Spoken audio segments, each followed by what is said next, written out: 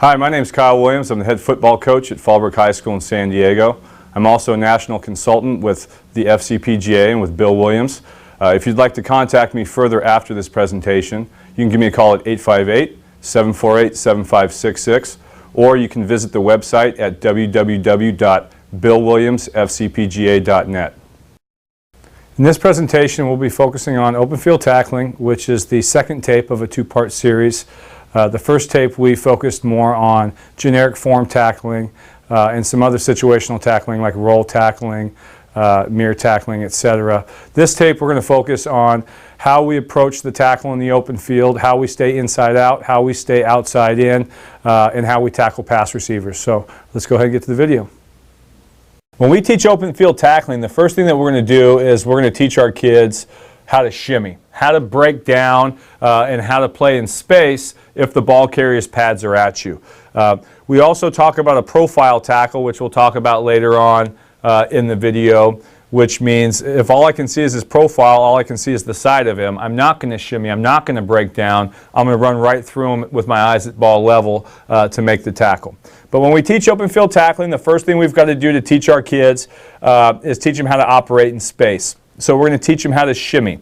First is the shimmy stance.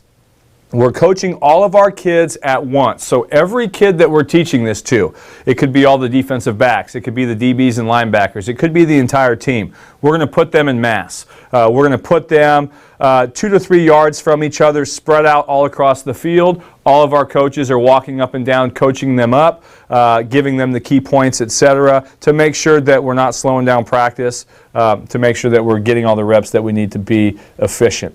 The shimmy stance, when we say set, we want your feet under your hips. We don't want our feet too wide. In the previous tape, we talked about a gather tackle, which was made by linebackers and D linemen in trash. We wanted their feet wider, kind of shoulder width or outside shoulder width apart. In the open field, we want your feet underneath your hips. We want a Z in the knees. We want our shoulders on a 45 or further back as long as you're comfortable. And we want our hands in the holster area. Our hands are in the holsters, our thumbs are straight, our fingers are down. We do not rest our hands on our hips. Our hands are removed away from our hips. But we don't want to hang our hands too low. So phase one is the shimmy stance. In the shimmy stance, we do teach them to keep their heels low to the ground for now. We talk about putting our knees over our toes, which will allow some 45-degree flexion here in my ankle, which is good. Again, I could even get this kid to raise his elbows possibly a little bit higher without being too tight in the shoulder area, but his hands are close to his hips. His eyes are over kind of his thigh or his knee area. His shoulders are on a 45. You don't ever want to get a flat back profile stance in the open field if you have to break down and tackle somebody, because that's going to cause you to dive and lunge. We don't want to ever bring our eyes too far over our toes. Next, we're going to teach our guys how to shimmy. We start on the bird dog. Every time I say hit, the players are going to take a step. When we talk about a shimmy, we talk about no bigger than a 3-inch step, and our feet are light. Our feet are light, we want to stay in the shimmy stance, and we want to gain ground toward the ball carrier. We don't want to ever shimmy in place. Too many bad things can happen. Number one, you're giving the ball carrier free yardage if you don't close down that space. Number two, you'll notice that when your open field tacklers just break down and buzz their feet in place and they don't continue to move forward, their feet tend to die, and then when the ball carrier cuts, they don't bring their feet. They just dive and lunge for the ball carrier. So that's why a body in motion stays in motion. We want to continue to shimmy toward the ball carrier and take the air out of it. When we do that, every time I say hit, we're going to take a step. Just give me a light 3-inch step. Again, you want to focus on the balls of your feet. However, you want to keep your heels close to the ground. If you bring your heels too high off of the ground, your nose will come over your toes or your eyes will come over your toes, and now you'll start to dive and lunge. So that hit, hit, hit, hit, hit, hit, etc. If I don't say anything, our kids freeze in the shimmy stance. For the coaches, don't ever allow your kids to shimmy in a drill for more than 1.5 yards just to work the footwork. You're going to create bad habits, bad muscle memory. So we'll go there for about 1 yard or 1.5 yards. That's on the bird dog. Every time we say hit, they're going to take a step. That's phase one. Next, we can go half speed or full speed. Take a look at it. My feet are light. My heels are off the ground, but they're not very high off the ground. I want to focus on moving on the front, on the balls of my feet, on the front half of my foot. I want to stay in that shimmy position with my head back and my shoulders back. This is a very good coaching point for your kids. When you think about shimmying your feet, it's kind of like a buzz and you move forward. But we don't ask them really to think so much about their feet as think more about your knees. Pick your knees up and move forward. Okay? Don't slide your feet too closely to the ground or you'll feel like you're not as quick as you possibly could be. Again, we're not going to make our kids shimmy for more than about a yard, yard and a half. So it'd be set, move. They start to shimmy, sit. When we yell sit, S-I-T, they would freeze it and they would hold that shimmy position. Again, we're always going more than one guy at once. Keep shimmying at the guy. Take the air out of it. Next, we're going to talk to them about their eyes. Every one of our kids is partnered up. So you can imagine, let's say you had 20 players, 20 defensive backs, you'd have 10 pairs. Okay? We're going to put, because he is stationary, if the ball carrier is stationary, we're going to put the tackler 2 yards off the ball carrier. When we say set, get in the shimmy stance.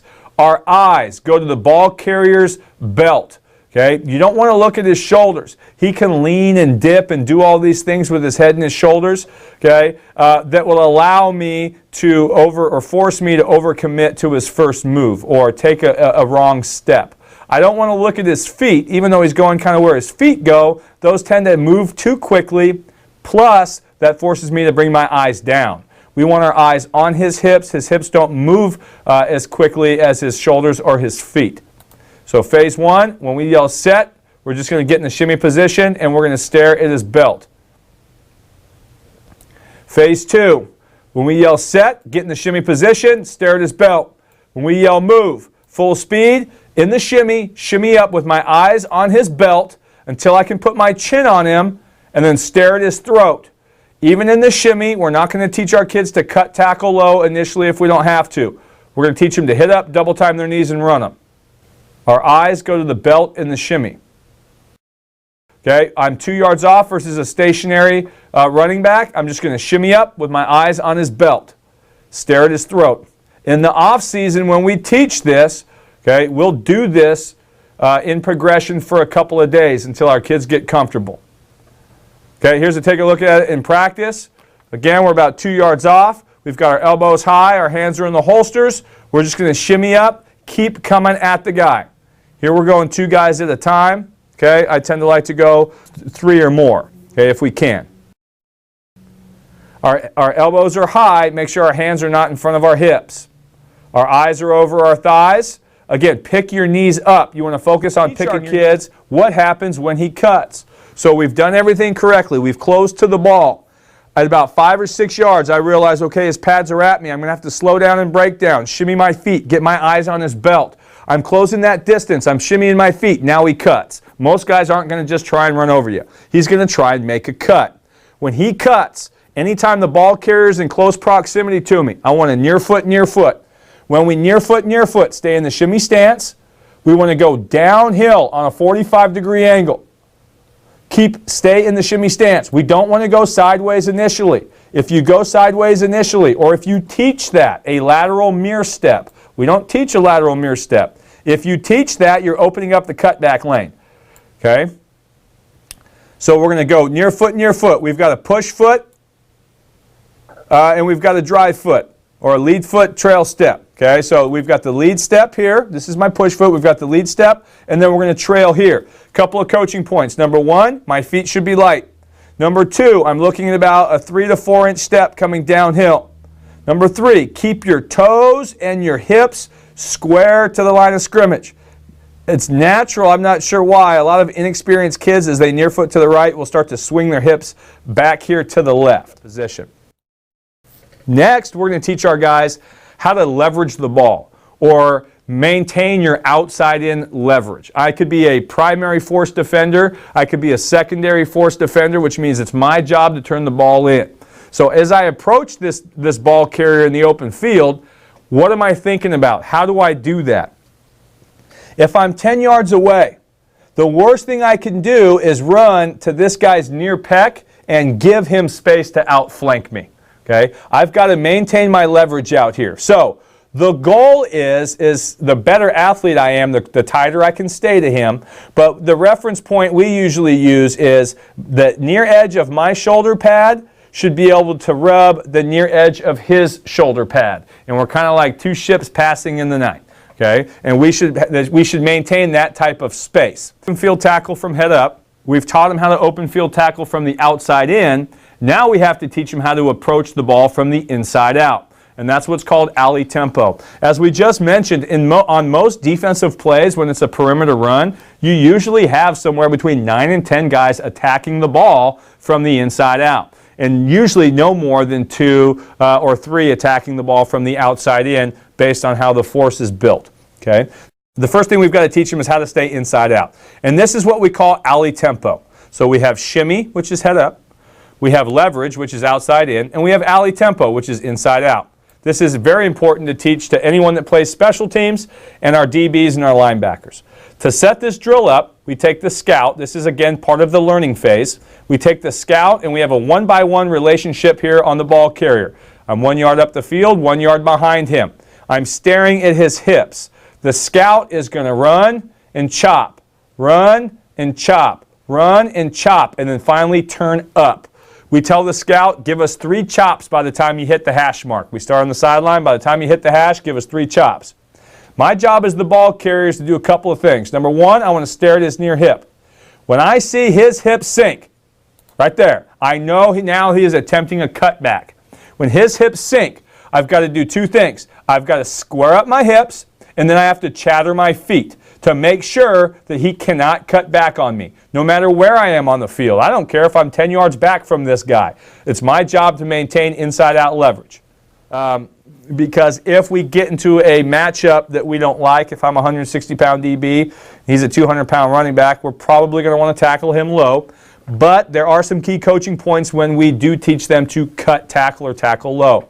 Number 1, our aiming point is the hip of the ball carrier. Okay? We aim for the hip, which should put us at the thighs. We do not aim for the thighs because that will put us at the knees. That'll put us too low. If we hit the knees will have a tendency to come up and kind of hit our kids in the helmet. Could cause a concussion. Not what we want. Okay? Also, we're not going to aim for the knees. That'll put us at the ankles. That'll put us too low. So we're going to aim for the hip or the belt. That's number 1. Number 2, we still need to uppercut. We're never going to allow our kids, if they think they have a kill shot, when they tackle low, when they knock guys out of bounds, to not uppercut. The standard is that you uppercut on every tackle. So we're going to uppercut. We're not just going to throw forearms and shoulders on low tackles. Next, you've got to arch your chest. You've got to arch your chest. The nice thing about the pop-up dummy is if you arch your chest, you'll slide right over the bag. If you don't arch your chest, if your eyes come down and your shoulders come down, you'll stick on the bag. Why don't you want to do that? When we teach tackling, we always teach about hitting with the front part of the shoulder, okay, or the chest. We don't ever talk about hitting with the top part of the shoulder. When you attempt to hit with the top part of the shoulder, 2 things will happen. Number 1, you tend to parachute your arms out, which drops your head. Number 2, it makes your arms shorter. We're trying to make our arms longer so we can get more of our body on the guy. The only way we can do that is by arching our chest. So if we arch our chest, we'll slide over the bag. This is the only real efficient way we've been able to teach cut tackling to our players. We do not allow our players to cut tackle each other in practice.